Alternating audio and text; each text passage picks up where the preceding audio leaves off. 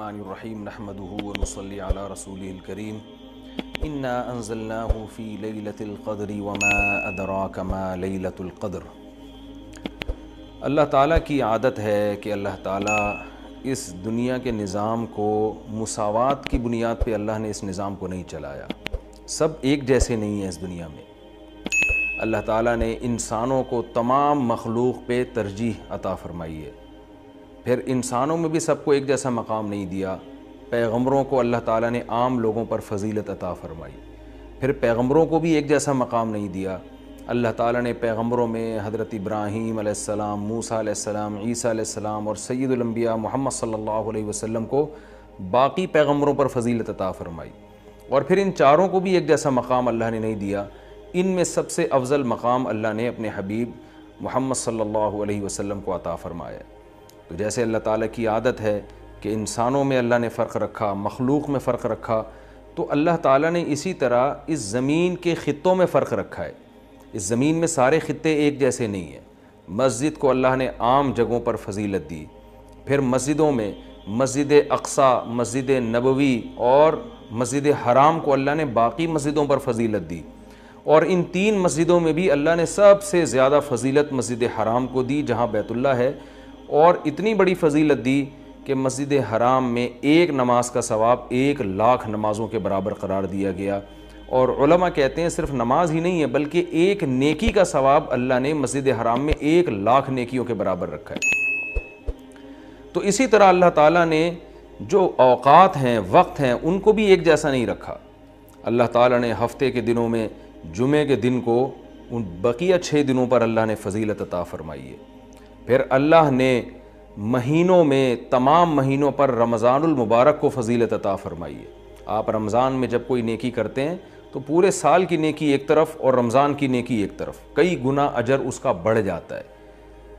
اسی طرح سے اللہ رب العزت نے پورے رمضان کو بھی ایک جیسا نہیں رکھا، بلکہ اللہ نے رمضان کے آخری عشرے کو پچھلے 2 عشروں پہ اللہ نے فضیلت دی ہے کہ رمضان کے آخری عشرے میں عبادت کا ثواب بقیہ 2 عشروں سے زیادہ ہے۔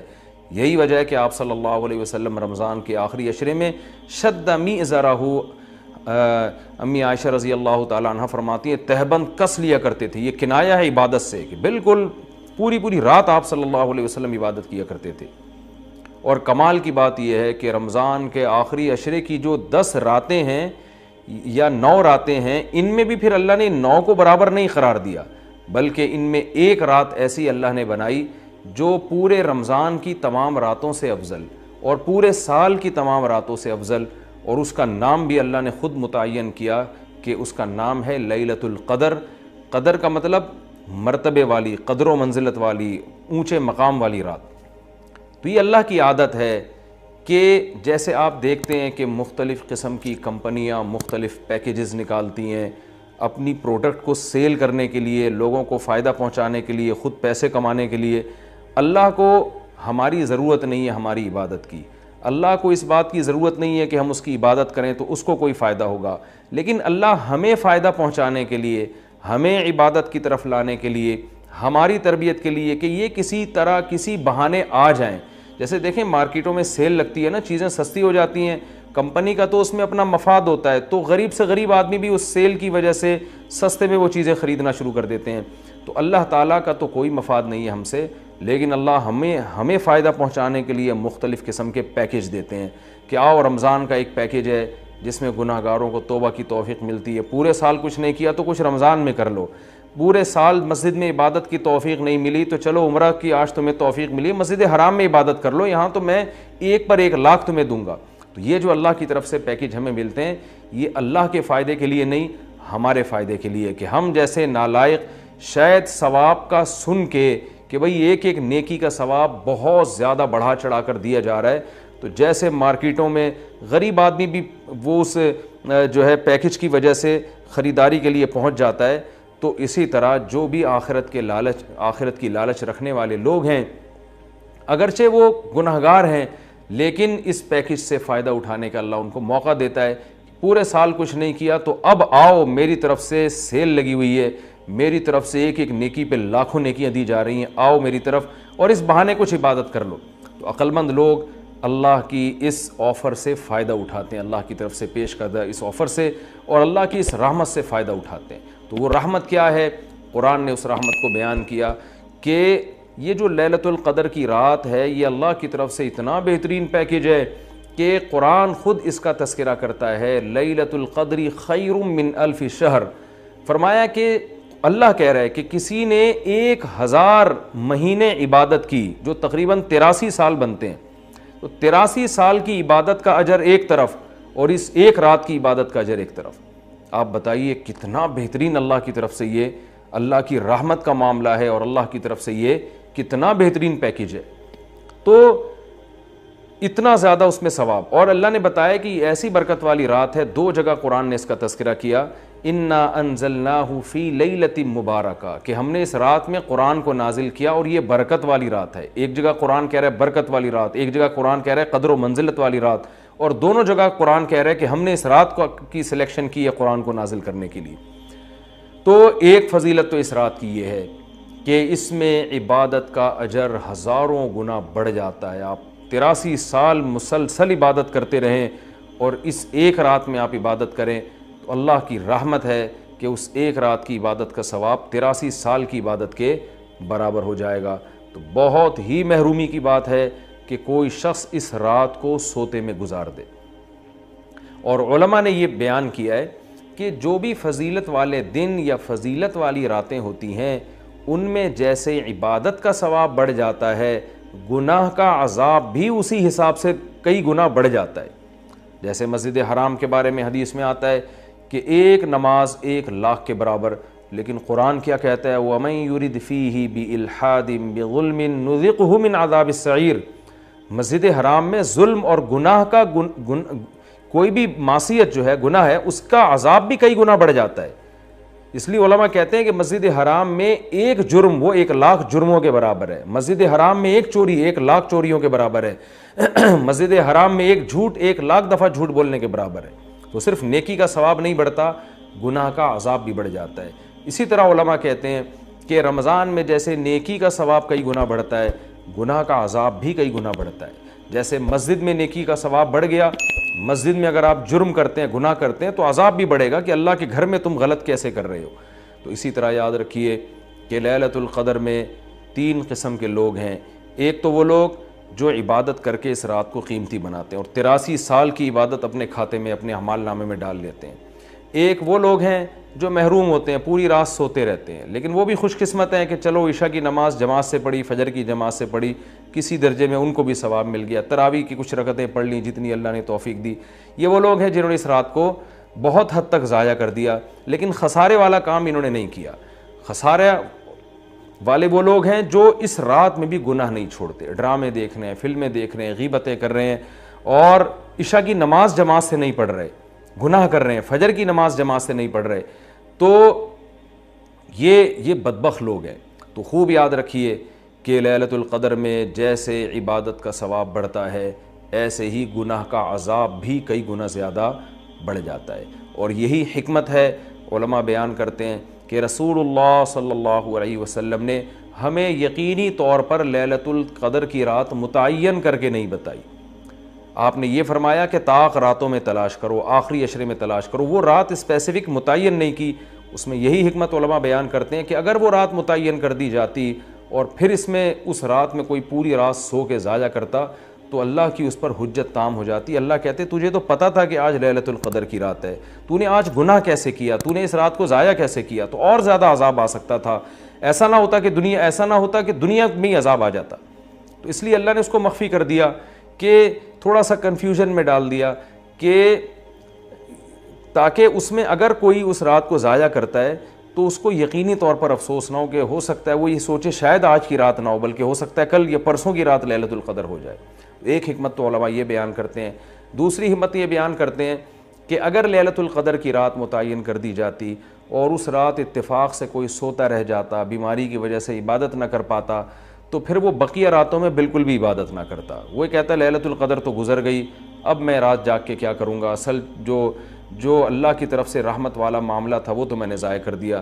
تو اللہ نے اس امت پر احسان کیا کہ بتا دیا بھائی آخری عشرہ ہے اور طاق راتوں میں امکان زیادہ ہے، تاکہ کوئی 21ویں رات کو عبادت نہ کر سکے تو اس کو یہ خیال نہ ہو کہ بھائی اب لیلۃ القدر کا چانس ہی ختم ہو گیا، بھائی ہو سکتا ہے 22ویں ہو سکتا ہے 23ویں ہو، تو اس لالچ میں، اس امید میں وہ 10 کی 10 راتیں عبادت کرے گا۔ اور تیسری حکمت علماء نے یہ بیان کی ہے کہ لیلۃ القدر کی رات کو 100% متعین کر کے نہیں بتایا گیا تاکہ لوگ اس بہانے زیادہ عبادت کریں اور جو طلبگار ہیں انہی کو ملے۔ اب جو آخری 10 عشرے میں یقینی طور پر پوری عبادت کرے گا اس کے لیے تو لیلۃ القدر یقینی ہے، جو آخری عشرے میں کچھ راتیں جاگے گا کچھ راتیں نہیں جاگے گا تو اس کے بارے میں امکان ہے کہ شاید لیلۃ القدر اس سے فوت ہو گئی ہو۔ ہاں، طاق راتوں میں جو عبادت کرے گا، تمام طاق راتوں میں 21ویں میں 23 میں 25 میں 26ویں 27ویں رات 29ویں رات، تو اس کے بارے میں بھی امکان ہے کہ وہ لیلۃ القدر کو پا لے گا۔ تو اللہ تعالیٰ یہ چاہتے ہیں کہ جو پورے آخری عشرے میں تمام طاق راتوں میں خاص طور پر عبادت کریں ان کو لیلۃ القدر ملے۔ تو اگر اللہ رات متعین کر دیتے تو پھر تو ہر آدمی اس لیلۃ القدر میں جاگ لیتا، لیکن اللہ نے نظام ایسا بنایا کہ بھئی جو طلب کرے گا اور تمام راتیں جاگے گا اس کو تو یقینی طور پر لیلۃ القدر ملے گی، اور جو تمام راتوں میں عبادت کا اہتمام نہیں کرے گا تو اس کے لیے معاملہ مشکوک ہے، امکان ہے کہ مل جائے، امکان یہ بھی ہے کہ نہ ملے۔ تو اس لیے بھی علماء کہتے ہیں کہ لیلۃ القدر کی یقینی طور پر تعیین نہیں کی گئی۔ بہرحال بہت کثرت سے اس بارے میں روایات ہیں جن میں آتا ہے کہ رمضان کے آخری عشرے میں اور رمضان کی طاق راتوں میں خاص طور پر آپ صلی اللہ علیہ وسلم نے فرمایا کہ لیلۃ القدر کو تلاش کرو۔ تو ہمیں لیلۃ القدر میں کرنا کیا ہے؟ اس میں کچھ بدعتیں بھی پھیلی ہوئی ہیں، جتھے بنا کے مسجدوں میں جانا اور اجتماعی عبادتیں کرنا، یہ تمام چیزیں اسلاف سے ثابت نہیں ہیں، اور ان کو دین سمجھ کے کریں گے یہ بدعت ہو جائیں گی، سنت سے دور ہیں یہ سب چیزیں۔ انفرادی عبادت ہونی چاہیے، نماز کا کوئی الگ سے مخصوص طریقہ ثابت نہیں ہے لیلۃ القدر کی رات میں، جو طریقے سے عام آپ نمازیں پڑھ رہے ہیں وہی اسی طریقے سے، یہ نہیں کہ پہلی رکعت میں یہ صورت دوسری میں یہ صورت، یہ تمام چیزیں لوگوں میں پھیلی ہوئی ہیں، یہ بدعت ہیں، ان کا حقیقت سے سنت سے کوئی تعلق نہیں ہے۔ تلاوت کریں، دعائیں مانگیں اور تہجد کی نماز پڑھیں، جتنے نوافل اللہ آپ کو توفیق دیتا ہے، آپ جیسے عام معمول ہے نوافل پڑھنے کا اسی طرح پڑھیں، اور بہتر ہے گھر میں عبادت کریں۔ گھر میں اگر مشکل ہو رہی ہے تو مسجد میں بھی جا سکتے ہیں، لیکن نوافل گھر میں پڑھنا یہ مسجد میں پڑھنے سے زیادہ افضل ہے۔ مسجد میں شور شرابہ کرنا، لیلۃ القدر کے نام پہ جتھے بنا کے بیٹھنا، پھر لیلۃ القدر کی رات پہ پوری رات پروگرام چلنا مسجدوں میں، یہ سب چیزیں لوگوں کو عبادت سے غافل کرنے والی ہیں۔ بیان بھی ہونے چاہیے مختصر، آدھا گھنٹہ ہو گیا 1 گھنٹہ ہو گیا، باقی وقت عبادت میں لگانا چاہیے۔ دوسری بات یہ کہ اتنی کثرت سے عبادت کرنا کہ آپ کا دماغ ہی خراب ہونا شروع ہو جائے، نیند سے حالت خراب ہو جائے، تو یہ بھی ٹھیک نہیں ہے۔ کچھ دیر آرام بھی کرنا چاہیے تاکہ جتنی عبادت ہو وہ طبیعت میں نشاط کے ساتھ اور فریشنس کے ساتھ ہو، آپ اس میں ٹینشن میں نہ آ رہے ہوں۔ اور ایک اہم بات یہ بھی ہے کہ اصل عبادت گناہ چھوڑنا ہے۔ آپ صلی اللہ علیہ وسلم نے لیلۃ القدر میں ہمیں جو دعا سکھائی ہے اس دعا کا مفہوم بھی یہی ہے۔ صحیح حدیث میں دعا آتی ہے کہ لیلۃ القدر میں یہ دعا مانگو، اللہم انک عفو تحب العفو فاعف عنا، اے اللہ تو سراپا معافی ہے، معافی کو پسند کرتا ہے، ہمارے گناہوں کو معاف کر دے۔ تو اس سے پتہ چلتا ہے کہ لیلۃ القدر میں نبی ہمیں یہ سکھا رہے ہیں، یہ سمجھا رہے ہیں کہ گناہوں سے توبہ کرنی ہے، معافی مانگنی ہے۔ ظاہر ہے جس جرم سے معافی مانگی جاتی ہے تو اسی بیس پہ مانگی جاتی ہے نا کہ آئندہ آپ چھوڑنے کا عہد کر رہے ہو۔ آپ نے کسی کا دل دکھایا، کسی کو ٹینشن دی، اب آپ اس سے سوری کر رہے ہیں، وہ کہتا ہے ٹھیک ہے آئندہ ٹینشن نہیں دینا، آپ کہتے ہیں دوں گا تو میں آئندہ بھی تمہیں ٹینشن، تو وہ کہے گا پھر یہ تو معافی نہیں، یہ تو معافی کے نام پہ مذاق ہو گیا بھائی۔ تو نبی جو ہمیں دعا سکھا رہے ہیں اس میں اصل بتا رہے ہیں کہ لیلۃ القدر کی رات میں اللہ سے دعائیں مانگ کر توبہ کرنی ہے۔ تو اس رات میں آپ عبادت کریں، اللہ سے دعا مانگیں، اور دعا کیا مانگیں کہ اللہ جو گناہ ہماری زندگی میں ہیں ان سے ہم توبہ کرتے ہیں اور آئندہ ہمیں ان سے بچنے کی توفیق عطا فرما۔ گناہ کیا ہے؟ نمازوں کا قضا کرنا، داڑھی کاٹنا، خواتین کا بے پردگی کرنا، اور سود لینا، بہنوں کی وراثت نہ دینا، اور جاندار کی جو تصویریں آج کل لوگوں نے گھروں میں ڈیکوریشن کے طور پر تصویریں لگائی ہوئی ہوتی ہیں، یہ سب ناجائز ہیں۔ آپ صلی اللہ علیہ وسلم نے فرمایا ان من اشد الناس عذابا یوم القیامۃ المصورون، کہ سب سے سخت ترین عذاب قیامت کے دن تصویر بنانے والے کو ہوگا۔ ڈیجیٹل کیمرے کی تصویر میں تو بہت اچھا خاصا علماء کا اختلاف ہے کہ ہماری رائے یہ کہ تصویر میں داخل نہیں ہے، لیکن جو پرنٹڈ تصویر ہوتی ہے اور کسی شرعی عذر کے بغیر ہو، ایک تصویر کسی ضرورت سے ہوتی ہے، بلا وجہ شو بازیوں کے لیے اپنے باپ داداؤں کی تصویریں دیواروں پہ سجانا، یہ فیشن ہمارے یہاں بنتا چلا جا رہا ہے۔ اور جو بت بنے ہوئے ہوتے ہیں تصویر کے نام پہ، وہ بھی اسلام میں حرام ہے۔ تو ان سب چیزوں سے ہمیں لیلۃ القدر میں توبہ کرنی ہے، شراب سے، زنا سے، بد نظری سے، والدین کی نافرمانی سے، رشتہ داری توڑنے سے۔ آپ صلی اللہ علیہ وسلم نے فرمایا جو خونی رشتوں کو توڑتا ہے وہ جنت میں داخل نہیں ہوگا۔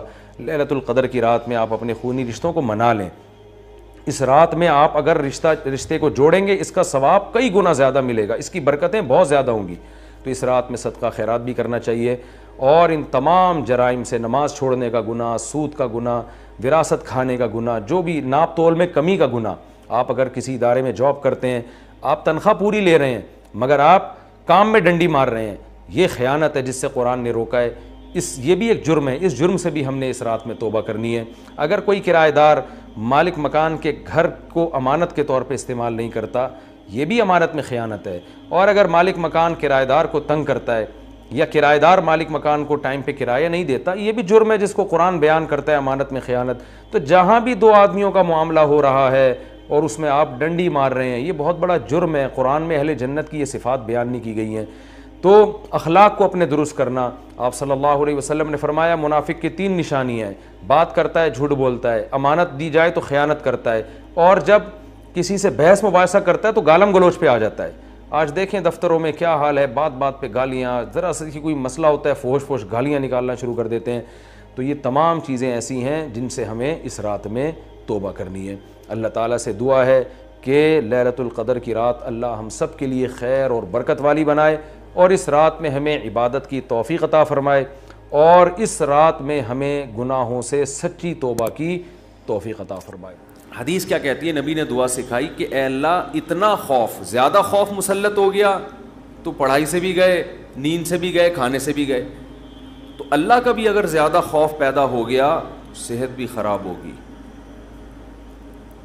بعض لوگوں کے دل میں جہنم کی آگ کا بہت خوف مسلط ہو جاتا ہے، وہ عبادت سے بھی جاتے ہیں، پھر وہ لائف کو جتنا انجوائے کرنا چاہیے جو شریعت نے اجازت دی اتنا بھی نہیں کر پاتے۔ تو اس لیے ہمارے نبی نے دعا سکھائی، اللہم اقسم لنا من خشیتک ما تحول به بیننا وبین معصیتک۔ یہ میں مناجات مقبولہ کی دعاؤں کا ایک تھوڑا سا تعارف پیش کر رہا ہوں آپ کے سامنے کہ کتنی پیاری دعائیں ہیں۔ اے اللہ ہمیں اتنا خوف اپنا دے دے جو ہمارے اور تیری نافرمانی کے درمیان آڑ، کیونکہ خوف کا مقصد ڈرنا برائے ڈرنا نہیں ہے، خوف کا مقصد ہے جہنم سے بچنا، اور وہ جب بچیں گے جب گناہ سے بچیں گے۔ تو کم سے کم اتنا خوف تو ہو کہ جب گناہ کی طرف دل مائل ہو تو تیرا خوف رکاوٹ بن جائے، گناہ سے روک لے ہم کو۔ وَمِن طَاعَتِكَ مَا تُبَلِّغُنَا بِهِ جَنَّتَكَ، اپنی اطاعت کا اتنا جذبہ دے دے جو ہمیں جنت تک پہنچا دے۔ کیا ہو گیا بھائی؟ کیا ہوا؟ اچھا، وَمِن طَاعَتِكَ مَا تُبَلِّغُنَا بِهِ جَنَّتَكَ، یہ اسی کی تکمیل ہے۔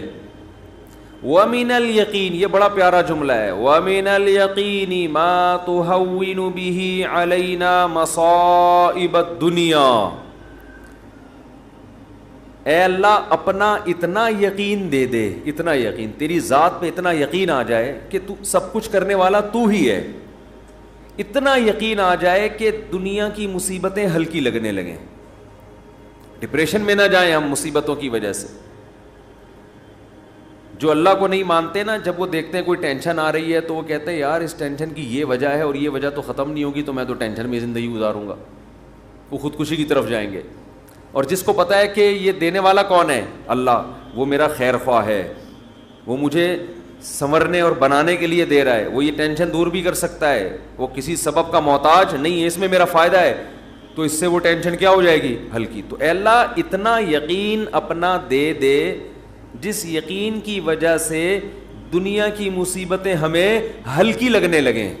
اگر اتنا بھی یقین نہیں ہے تو یہ یقین نہیں ہے۔ وَمِنَ الْيَقِينِ مَا تُهَوِّنُ بِهِ عَلَيْنَا مَصَائِبَ الدُّنْيَا وَمَتِّعْنَا بِأَسْمَاعِنَا وَأَبْصَارِنَا وَقُوَّاتِنَا أَبَدًا مَا أَبْقَيْتَنَا۔ اے اللہ تو نے ہمیں آنکھ کی نعمت دی، سننے کی نعمت دی، بولنے کی نعمت دی، چلنے کی اور بات کرنے کی، یہ تمام نعمتیں جب تک ہماری زندگی ہے یہ نعمتیں ہم باقی رکھنا، معذوری سے ہمیں بچانا. سمجھ رہے ہو کہ نہیں سمجھ رہے؟ آج لوگ دولت مانگ رہے ہوتے ہیں، صحت کو فوکس نہیں کر رہے. آنکھ کی بینائی چلی جائے خدا نخواستہ، کیسی اندھیر زندگی ہے. سننے کی طاقت چلی جائے. وَمَتِّعْنَا بِأَسْمَاعِنَا وَأَبْصَارِنَا وَجَمِيعَ قُوَّاتِنَا أَبَدًا مَا أَبْقَيْتَنَا وَاجْعَلْهُ الْوَارِثَ مِنَّا. یہ اس سے بھی زیادہ خاندانی جملہ. کافر بھی چاہتا ہے کہ میری آنکھوں میں دیکھنے کی طاقت، کانوں میں سننے کی طاقت، زبان میں بولنے کی طاقت، میری تمام جو جسم کے پارٹس ہیں وہ صحیح رہیں تاکہ میں دنیا کی نعمتوں سے مزے اڑاؤں. تو اللہ ہم صرف اس لیے نہیں کہہ رہے کہ یہ تمام چیزیں باقی رکھ کہ ہم دنیا میں مزے اڑائیں، دنیا میں بھی لذت، اور یہ جو تو نے ہمیں طاقتیں دی ہیں یہ آخرت میں بھی ترقی کا ذریعہ بن جائیں. تو ڈبل مزے ہو گئے کہ نہیں ہو گئے ہیں بھائی؟ کیونکہ جس آدمی میں قوت اور طاقت نہیں ہوتی مختلف چیزوں کی، وہ آخرت کے کام بھی زیادہ نہیں کر سکتا. تو وَاجْعَلْهُ الْوَارِثَ مِنَّا، ان کے اثرات باقی رہے، قیامت کے دن فائدہ ہو. ان آنکھوں سے ہمیں، ان کان سے اچھی بات سنی تھی اور ہدایت مل گئی، تو یہ فائدہ ہو گیا نا اس کان کا آخرت میں. آنکھوں سے اچھی چیز دیکھی اور ہدایت مل گئی، اللہ کی نشانیاں دیکھیں اور عبرت حاصل ہوئی ان آنکھوں سے. ماں باپ کی زیارت کی، بیت اللہ حج کی، اللہ کے گھر کی زیارت کی. تو یہ آنکھوں کی لذت بھی ہے، اور اس لذت سے دنیا کا فائدہ بھی اور آخرت کا فائدہ بھی. وَاجْعَلْهُ الْوَارِثَ مِنَّا وَاجْعَلْ ثَأْرَنَا عَلَى مَنْ ظَلَمَنَا وَانْصُرْنَا عَلَى مَنْ وَاجْعَلْ ثَأْرَنَا عَلَى مَنْ ظَلَمَنَا وَانْصُرْنَا عَلَى مَنْ عَادَانَا. جو ہم سے دشمنی کرے اے اللہ تو اس کے خلاف ہماری مدد کر. دنیا میں بہت سارے دشمن ہیں، کچھ کو آپ جانتے ہیں، بہت سو کو نہیں جانتے. وَلَا تَجْعَلْ مُصِيبَتَنَا فِي دِينِنَا. اے اللہ اگر کوئی مصیبت مقدر میں ہے ہی تو وہ دنیا کی طرف پھیر دینا، دین ہمارا اس سے محفوظ رکھنا. دنیا کی مصیبت ختم ہو جاتی ہے، دین پہ کو نقصان اگر ہو گیا اس کے اثرات ہمیشہ ہمیشہ رہیں گے. وَلَا تَجْعَلْ مُصِيبَتَنَا فِي دِينِنَا وَلَا تَجْعَلِ الدُّنْيَا أَكْبَرَ هَمِّنَا. یہ جب مانگا کرے نا خوب شوق سے، اس کا مفہوم سوچ کے، اے اللہ دنیا ہمارا بڑا غم نہ بنا دینا کہ ہماری بڑی چاہت ہی کیا ہو. آج آپ دیکھیں، آپ کسی سے پوچھیں تجھے دنیا میں سب سے بڑی ٹینشن کیا ہے، وہ کیا بزنس. تیرا سب سے بڑا مسئلہ کیا ہے؟ صحت. تیرا سب سے بڑا مسئلہ کیا ہے؟ بیوی ٹھیک ہو جائے. تیرا سب سے بڑا مسئلہ کیا ہے جو تو چاہتا ہے؟ یار میرا سب سے بڑا مسئلہ ہے میری شادی ہو جائے. تیرا سب سے بڑا مسئلہ کیا ہے؟ یار ابا ٹھیک ہو جائیں. تیرا سب سے بڑا مسئلہ کیا ہے؟ یار میرے بال نہیں ہے سر پہ، میں سارا دن اسی کوشش میں لگا رہتا ہوں سر پہ بال نکل آئیں. بھائی تیرا سب سے بڑا مسئلہ کیا ہے؟ بھائی مجھے اللہ نہ کرے کینسر ہے، میرا سب سے بڑا مسئلہ اس وقت یہ بن چکا ہے میرا کینسر کسی طرح سے ٹھیک ہو جائے. بھائی تیرا سب سے بڑا مسئلہ کیا ہے؟ یہ لوگوں کی آپ سروے کریں تو یہی ہوگا نا. سمجھ میں آ رہی ہے بات؟ اکبر ہمینا کا مطلب سب سے بڑا مسئلہ، سب سے بڑی ٹینشن. بھائی تیرا سب سے بڑا مسئلہ کہ یار میرے بچے میرے قابو میں نہیں ہیں، میری سب سے بڑی خواہش ہے میرے بچے انسان کے بچے بن جائیں. بھائی تیرا سب سے بڑا مسئلہ کیا ہے؟ بھائی اس کا سب سے بڑا مسئلہ اس کو خدا نخواستہ فالج ہوا ہوا ہے، اس کی ابھی سب سے بڑی کوشش یہی کہ فالج ٹھیک ہو جائے اس کا. نبی دعا سکھا رہے ہیں یہ کبھی بھی ہمیشہ اللہ سے پناہ مانگو، اے اللہ یہ چیزیں میرے مسئلے تو رہیں، سب سے بڑے مسئلے نہ رہیں. سب سے بڑا مسئلہ ایک ہی ہو، آخرت. بھائی یہ مسئلہ ختم ہو گیا، کوئی دوسرا مسئلہ آ جائے گا آپ کے ساتھ. کیا خیال ہے؟ ادھر میری طرف دیکھیں نا، ادھر کیوں دیکھ رہے ہیں؟ ابھی آپ کا سب سے بڑا مسئلہ ہے میرا بیان سنیں آپ بیٹھ کے. اچھا مجھے کچھ اس وجہ سے دیکھ رہے تھے آپ مجھے. اچھا ٹھیک ہے ٹھیک ہے میں دیتا ہوں، اس میں دیتا ہوں دعا میں. 4 لاکھ روپے جمع ہوا ہے، جمع کرنا ہے 25-30 لاکھ، اس کے لیے تھوڑی اچھا میں جمعے کی نماز کے بعد دیتا ہوں. تو سب سے بڑا مسئلہ جو میرا اور آپ کا ہو تو حدیث میں آتا ہے کہ اللہ سے دعا مانگو لا تجعل الدنیا اکبر ہمنا، اے اللہ یہ دنیا کے جو بکھیڑے اور مسائل ہیں یہ ہمارا سب سے بڑا مسئلہ نہ ہو. سب سے بڑا مسئلہ ہمارا ایک ہو بھائی، کینسر ٹھیک ہو یا نہ ہو، آخرت صحیح ہو جائے. ہم نے ایسے علماء کو دیکھا ہے موت کے وقت شفا کی زیادہ فکر نہیں ہے ان کو کہ میں ٹھیک ہو جاؤں، فکر یہ ہے کہ بھلے مر جاؤں لیکن مغفرت ہو جائے آخرت میں. ہمارے ایک استاذ تھے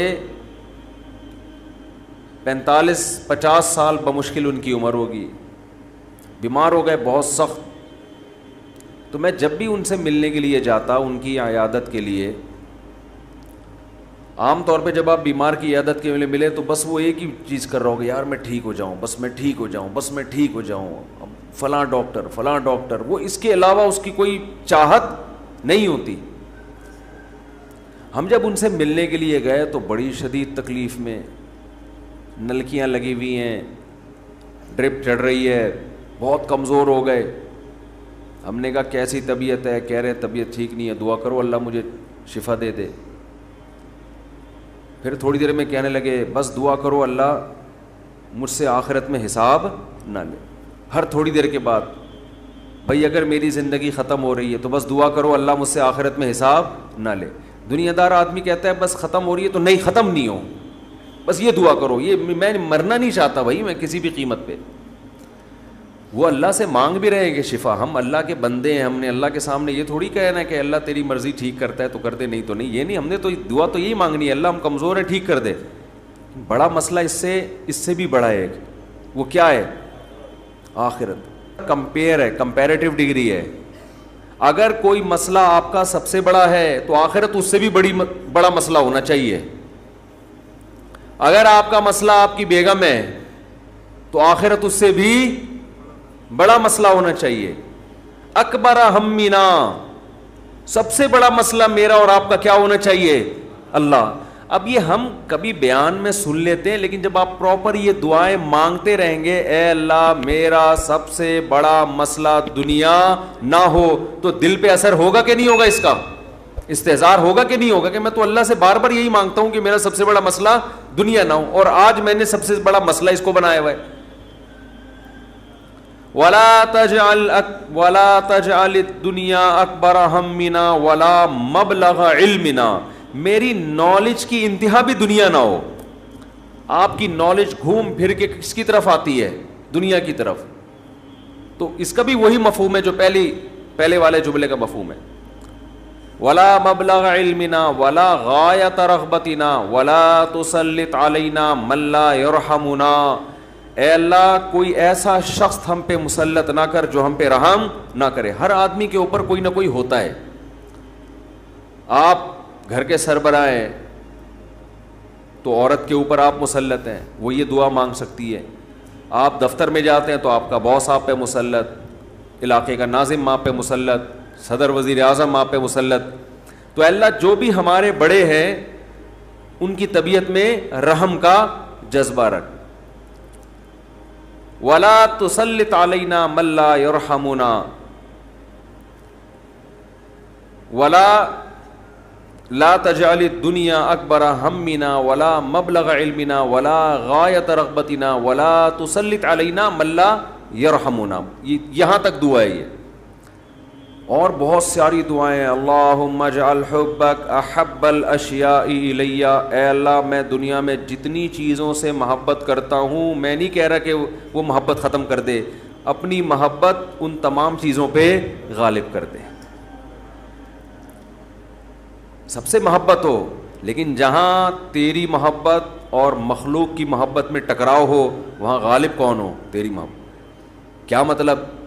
کبھی کسی کو خوش کرنے کے لیے تجھے ناراض کرنا پڑے تو اس کو ناراض کر دوں، تجھے ناراض نہ کروں. جس سے زیادہ محبت ہوتی ہے اس کے لیے چھوٹے محبوب کو انسان ناراض کر دیتا ہے، چھوٹے کے لیے بڑے محبوب کو انسان ناراض نہیں کرتا. یہ نہیں ہوتا. وَاجْعَلْ خَوْفَكَ أَخْوَفَ الْأَشْيَاءِ إِلَيَّ، اے اللہ دنیا میں بہت ساری چیزیں ایسی ہیں جن سے انسان خوف زدہ ہوتا ہے اور ہونا چاہیے. تو میں یہ نہیں کہتا چیزوں کا خوف ہی ختم کر دے, لیکن اپنے خوف کو ان تمام خوفوں پہ غالب کر دے. اپنے خوف کو ان تمام خوفوں پہ, جہاں تیری نافرمانی ہو وہاں کسی سے نہ ڈروں میں, جو اکھاڑنا ہے اکھاڑ لو بھائی, نماز نہیں چھوڑ سکتا میں. ہوتا ہے نا, باس کہہ رہا ہوتا ہے آپ کو اجازت نہیں ہے نماز پڑھنے کی, بھائی آپ نے جو اکھاڑنا ہے اکھاڑ لو. ہمارے ایک رشتے دار تھے کیا ہیں, اللہ ان کی عمر میں برکت دے, شپ پہ تھے, کیپٹن.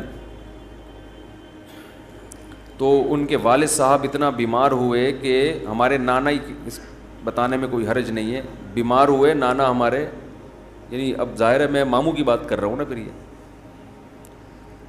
تو بیمار ہو گئے وہ. ان کو اطلاع دی گئی شپ پہ کہ آپ کے والد صاحب بستر مرگ پر ہیں, بس اب دنیا سے جانے والے ہیں. انہوں نے کمپنی کو کہا کہ میرے والد صاحب کی طبیعت بہت خراب ہے, میں اس آخری وقت میں اپنے باپ کے ساتھ ہونا چاہتا ہوں. وہ بتا رہے تھے خود. کمپنی نے کہا کہ چھٹی نہیں ہے آپ کو. انہوں نے کہا ایسی کی تیسی, صحیح نا, پکڑو, چھٹی دینی ہے تمیز سے دو, نہیں دینی ہے تو میں چھوڑ کے جاؤں. یہ کیسے ہو سکتا ہے, میرا باپ دنیا سے جا رہا ہے اور میں یہاں کمپنی کے لیے بیٹھا رہا ہوں یہاں پہ. کمپنی بعد میں ہے, باپ کون ہے, پہلے ہے. تو خیر وہ دے دی ان کو تمیز سے چھٹی. انہوں نے تھوڑی بدماشی بھی کرنی پڑتی ہے, بھائی چھٹی دو مجھے, نہیں تو رکھو کسی دوسرے بندے کو, یہ میرا ہیڈک نہیں ہے. غیرت ختم نا, مارکیٹ میں غیرت ہی نہیں ہے. تو باپ ماں یہ رشتے ایسے تھوڑی ہے کہ آپ کمپنی باس چھٹی دے دیں گے تو چلا جاؤں گا, نہیں تو سر میں مجبور ہوں. بھائی تمہارے باپ کو بھی چھٹی دینی پڑے گی. تو ایسے ہی نماز کے لیے بھی ہمارے حضرت ایک واقعہ سنایا کرتے تھے, بس یہ واقعہ کر کے بیان ختم کرتا ہوں, کہ ایک صاحب کو اسلام آباد میں کسی کمپنی میں جاب ملی. تو کمپنی نے ان کو انٹرویو کے دوران بتا دیا کہ آپ کو نماز پڑھنے کی اجازت نہیں ہوگی. اس نے کہا میں یہ جاب, حالانکہ سارے انٹرویوز پورے ہو گئے تھے, سلیکشن ہو چکا تھا ان کو, لیکن آخری میں ان کو یہ بتا دیا. انہوں نے کہا میں نہیں کرتا یہ جاب, اچھی خاصی تنخواہ تھی. تو اس نے کہا کہ کیا آپ پکے نمازی ہیں؟ اس نے کہا نہیں میں تو نماز نہیں پڑھتا. میں کہ جب آپ ویسے ہی نہیں پڑھتے ہیں بھائی تو پھر آپ کو کیا مسئلہ ہے؟ اس نے کہا میں ویسے ہی نہیں پڑھتا, سست ہوں, کاہل ہوں, تمہارے مشورے پہ میں نماز چھوڑ دوں یار, ٹھیک ہے, کمپنی کے کہنے پہ میں چھوڑ دوں. خدا کہے گا نا کہ تیرا دل اپنا ہی نہیں چاہتا تھا, ہے بھائی, تیرا اپنا دل نہیں چاہتا تھا, تو نالائق تھا, لیکن اب کمپنی اور خدا کا مقابلہ ہو رہا ہے تو اس کو نے خدا بنا لیا ہے. یعنی ہم اتنا پروٹوکول تھوڑی کمپنی کو دیں گے, باس کو دیں گے کہ تو کہہ دے نماز چھوڑ دو, تو ہمارا باپ ہے جو تو کہہ دے یہ کام تو ہم باپ کے کہنے پہ ہی. اگر آپ کا نماز پڑھنے کا موڈ ہوا اور ابا کہہ رہے نہیں پڑھو, ایسے موقع پہ آدمی کہتا ہے ابا میرا اپنا آج تو میرا موڈ بن گیا ہے, میں کیسے چھوڑ دوں نماز. تو یہاں تو ابا کو آدمی لفٹ نہیں کراتا میرے بھائی, جو کرنے والے ہوتے ہیں. باس کو اتنا باپ کیوں بنا لیں گے ہم؟ تو باس کی چمچہ گیری اتنی کیا کرو جتنی قیامت میں افورڈ کر سکو. یہ بھی انسان ہے, اتنا زیادہ فری نہیں کرایا کرو. میں یہ نہیں کہہ رہا اپنے باس سے بدتمیزیاں شروع کر دیں, آپ بد کلامیاں شروع کر دیں, عزت دینی چاہیے, لیکن اللہ سے آگے تھوڑی نکالنا ہے اس کو, اللہ سے آگے تھوڑی رکھنا ہے. تو ہمارے حضرت کو وہ بڑا پسند آیا بے نمازی, کہا کہ دیکھو غیرت ہے اس میں.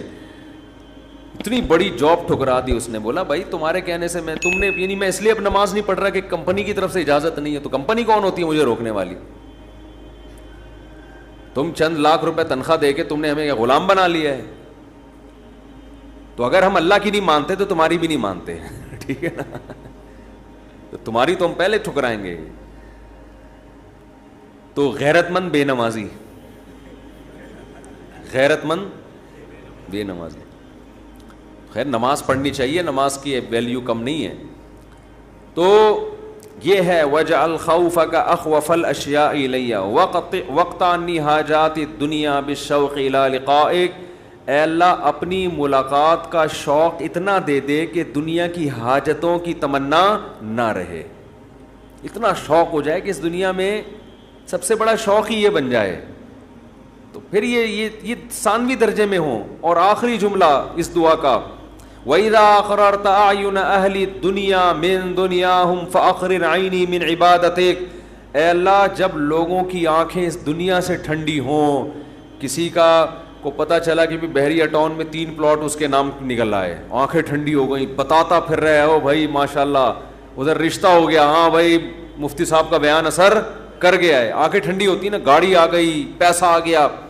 تو اے اللہ اس وقت میری آنکھیں اپنی عبادت میں ٹھنڈی کرنا, مجھے عبادت کی ایسی لذت دے دے, اپنے سامنے راز و نیاز اور مناجات کی, اور اپنے سامنے دعا مانگنا اور نماز پڑھنا اور تیری تلاوت کرنا اور تیری عبادت کرنا, تیرے سے تعلق ایسا ہو جائے کہ میری آنکھیں دنیا سے ٹھنڈی نہ ہو, مجھے مزہ کس میں آئے, تجھ سے راز و نیاز کرنے میں. یہاں بھی یہ نہیں کہا جا رہا مجھے دنیا نہیں دینا, مجھے پلاٹ نہیں چاہیے, مجھے گاڑی نہیں چاہیے. چاہیے بھائی, کون مستغنی تھوڑی ہے اللہ سے, سب کچھ چاہیے, لیکن جو لذت ہو نا, لذت وہ ان چیزوں میں نہیں ہو, ان ٹکڑوں میں, کھلونوں میں. لذت کس میں ہو؟ آخرت میں, تجھ سے تعلق میں. تو وہ خرید لیں مناجات مقبولہ, کیونکہ دعائیں تو بہت ہیں نا, ہم کن کن دعاؤں پہ بیان کرتے ہیں. تو ایک دن ہفتے کو آپ نے جو اس میں لکھا ہوا ہے ہفتے کو یہ پڑھے, اتوار کو آسانی کے لیے, ترتیب کے لیے, تو اس سے پورا ہفتہ 1 دن 2 دن 3 دن 4 دن پھر پڑھتے رہیں گے تو وہ دعائیں آہستہ آہستہ آپ کو یاد ہونا شروع ہو جائیں گی. پھر ایک دن آپ آٹو پے ہو جائیں گے, ٹھیک ہے نا, جیسے میں بعض چیزوں پہ آٹو پے ہو گیا ہوں, خود بخود منہ سے نکلنا شروع ہو جاتی ہیں, خود بخود کچھ چیزیں ہیں وہ پھر کبھی بیان میں بتاؤں گا انشاءاللہ. تو وہ آٹو پہ آ گیا ہوں میں, تو وہ خود بخود ہونا شروع, تو وہ آپ کو دعائیں آہستہ آہستہ خود بخود یاد, اور آپ کو محسوس ہوگا آپ کے دل کی کیفیت آہستہ آہستہ چینج ہو رہی ہے. اللہ تعالیٰ سمجھنے کی عمل کی